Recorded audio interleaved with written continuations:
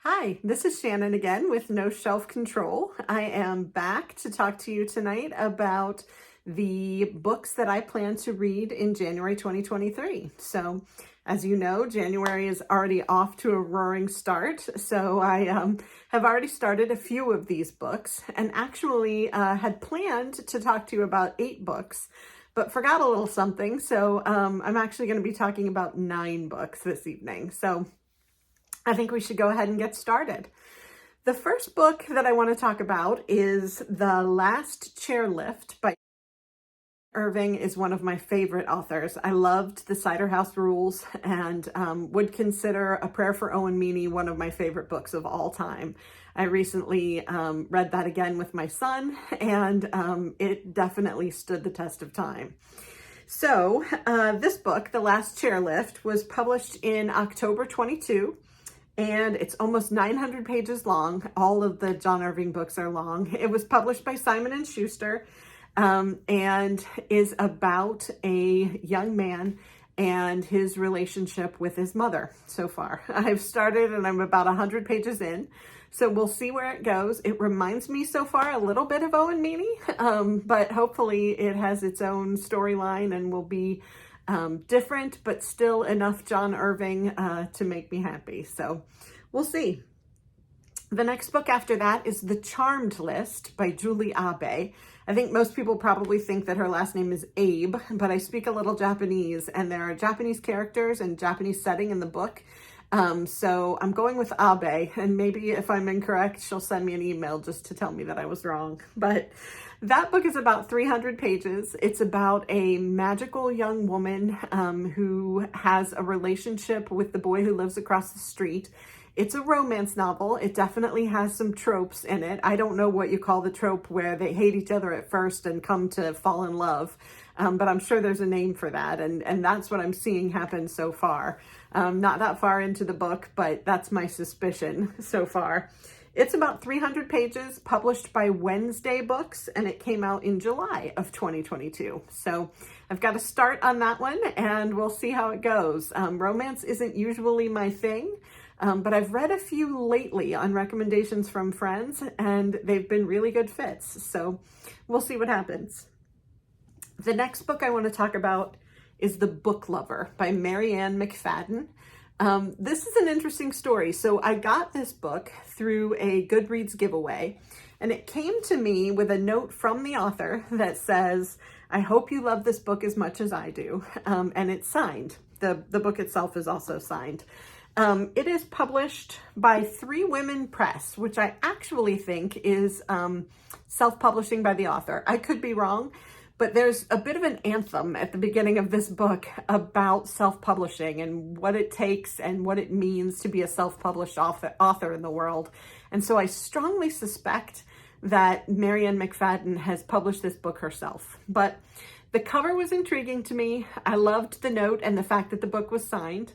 And books about books are definitely right up my alley. So I'm going to give this one a shot, even though, it's self-published and may not have the endorsement of, a big publishing house. We're going to give it a shot, and we'll see what happens. I'm not sure that I said, but that one was published in 2012 and then has a 10th anniversary edition that was just published in November 2022, and it's about 325 pages long. So we'll see what Marianne McFadden has to offer. The next one that I want to talk about is a little bit special, and it's the reason that I'm talking about 9 books this month instead of 8. I hadn't forgotten that my son and I read together, but I had forgotten that we're currently reading The House in the Cerulean Sea by T.J. Klune. Now, my son is 15, and we've been doing this since he was little. And we take 15 to 20 minutes every night and read out loud.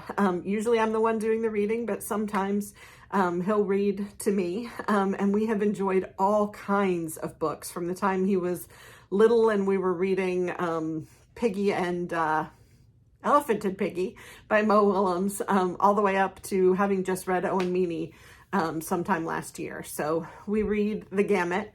And it's something that I really value. It's a special experience that is really important to me. So right now we're reading The House in the Cerulean Sea by T.J. Klune. That one was published in March of 2020. It's about 400 pages from Tor Books. It is about a social worker who goes to check on some magical kids in an orphanage, and the story unfolds from there. So we are about 100 pages from the end and have just absolutely really enjoyed this book. So I will tell you more when I come back to review it, either at the end of the month or as a one-off at some point. But I know you've heard about this book. It's been talked about a lot. I know there's actually even a sequel out. So we'll see if we read that, but I can't wait to tell you more about that book as we finish it. The next few books that I want to talk about were all recommended by friends. So I know many of you saw the graphic on Facebook at the beginning of the year that was like 12 books from 12 friends.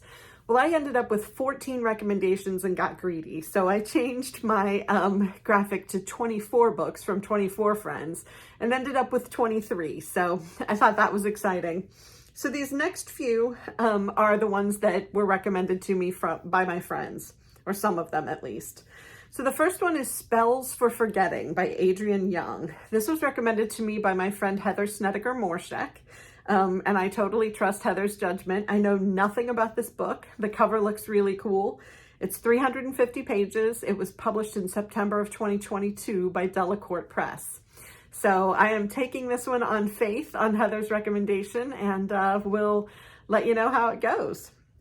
The book after that I want to talk about is The Seven Husbands of Evelyn Hugo. This is by Taylor Jenkins Reid. I know a lot of you know Taylor Jenkins Reid. I loved Daisy Jones and the Six, and so basically would read anything that Taylor Jenkins Reid puts out at this point. But this book was recommended to me by Liz Henry, another friend of mine. It was published in June 2017 by Atria Books, and it's about 375 pages long. So I know a little bit about the plot. I know that there's a young woman interviewing a older starlet about her life, and I assume that we're going to hear about her 7 husbands. So that should be interesting, and I will come back and tell you more when I finish that one.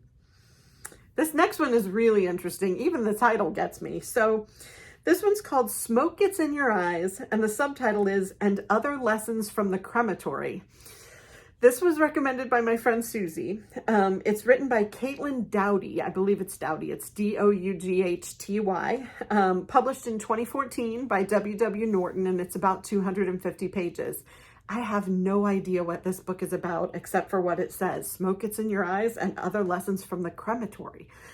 I can't imagine that this is something that I want to read, but it was recommended twice on my list of 24 books from my friends. So I've got to check it out. I think it's part memoir, sort of, nonfiction memoir, but we will see. And I look forward to coming back and telling you more. The next one is Daughters of Yalta, and that was recommended by my friend Haley DeMaria. This is nonfiction, and nonfiction is not usually my jam. So I'm hoping that this is propulsive narrative nonfiction that keeps me intrigued. Now, I can't imagine that Haley would recommend something that wasn't fantastic. So again, I'm trusting. This one is written by Catherine Grace Katz.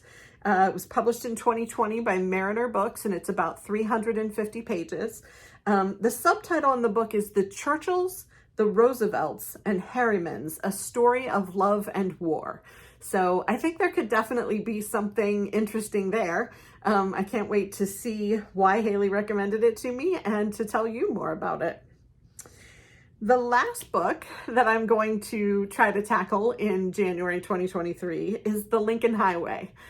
So Amor Towles, I have read a little bit of A Gentleman in Moscow, and I finished Rules of Civility. Now, I didn't love Rules of Civility, and I know that's blasphemous to some of you, but Rules of Civility, I just felt like nothing much really happened, and I needed more plot. I needed something to, grab onto and to wonder about and think about, and it just wasn't there for me. So I'm hoping that The Lincoln Highway is a different story.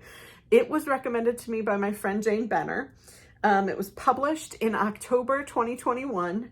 It's about 575 pages, so it's an investment of time. I hope that it is well worth that time. I'm not good at DNFing books, but with 9 books that I'm trying to read in the month of January, I'm, after 100 pages, if I'm not sucked in, I'm going to have to let one of these books go. But I have high hopes for the Lincoln Highway. It strikes me as a little bit of East of Eden. I read a little bit at the beginning, and it's, two young men who are going to make this journey across the United States. And so it reminded me a little bit of Steinbeck, but we'll see. That one, as I said, is 575 pages, published by Viking in October 2021. So that is my long list of books for January 2023. I am excited to finish the ones that I've started, to dig into the ones that I haven't yet, and to come back and give you either individual reviews or a whole dump at the end of January of what I thought of all of these books. So stay tuned. If you enjoyed this, please like and subscribe. I really enjoy having the opportunity to come to you and talk about books, and I hope you're enjoying it too. Thanks.